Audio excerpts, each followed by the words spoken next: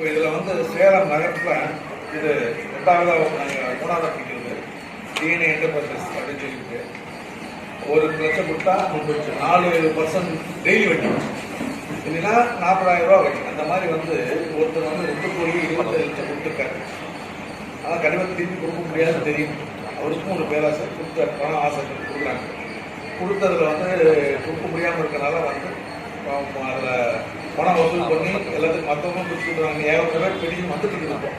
இதில் பிடிச்சிட்டாங்கன்னு தெரிஞ்சுனே மனம் பிடிச்சி வந்து பூஜி கொண்டு இருக்கிறது. இதில் வந்து 3 பேர் நாங்கள் வந்து அரெஸ்ட் பண்ணியிருக்கோம்.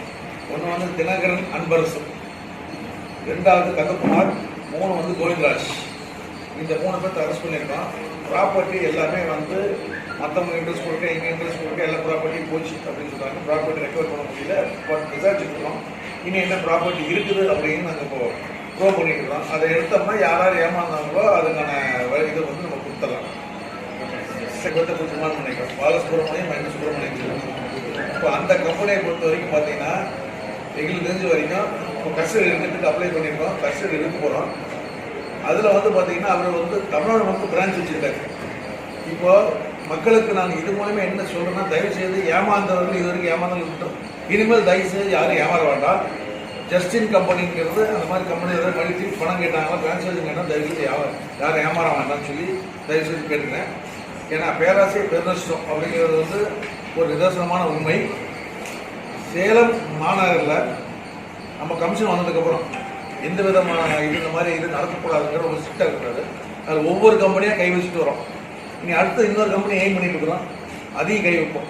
இனிமேல் சேலத்தில் யாரும் மக்கள் வந்து ஏமாறக்கூடாது, பொதுமக்கள் ஏமாந்து ஆசைவாய்த்தை நம்பி ஏமாறக்கூடாதுங்கிறதுக்காக பண்ணுறோம். இந்த வகையில் ஒன்று பண்ணுறோம். அடுத்தது நாலாவதாக இப்போ ஏடிஎம் சென்டர் கொடலாம்பட்டி இதில் வந்து உடச்சிட்றேன்.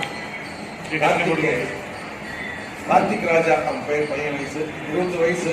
அங்கே உத்தம சொல்ல போகிறான்.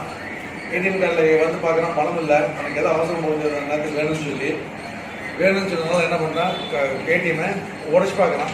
முடியல. இந்த கேமரா முதல்ல மூடிக்கிட்டு எடுத்து வெளியே போட்டுட்டு போய் கேமரா இல்லைன்னு சொல்லிட்டு திருப்பி உடச்சி பார்க்குறாரு. உடைக்க முடியல. உள்ள சிஸ்டம் நிறைய இருக்கிறது, உள்ள லாக்கரு அதெல்லாம் எடுக்க முடியல. அவனால் விட்டுட்டு போயிடறான். நேற்று இதை வச்சு கண்டுபிடிச்சாச்சு. அரெஸ்ட் பண்ணி இப்போ இன்னைக்கு ரிமாண்டுக்கு போகிறாங்க. அது ஃபோட்டோஸ் வேணால் வாட்ஸ்அப்பில் உங்களுக்கு கொடுத்து சொல்லிக்கலாம். வாட்ஸ்அப் கொடுத்தீங்கன்னா அவங்க ஃபோட்டோ உங்களுக்கு கொடுத்து சொல்லிடுறேன். இந்த 3 பேர் அக்யூஸ்ட் ஃபோட்டோ வாட்ஸ்அப்பில் உங்களுக்கு கொடுத்து சொல்லிடுறேன். சார் பணம் வேணும், கையில் வந்து காசு இல்லை. போகிறான். ஏடிஎம் கார்டில் காசு சொல்லி போட்டு பார்க்கலாம். கார்ட்லையும் காசு வேணும்.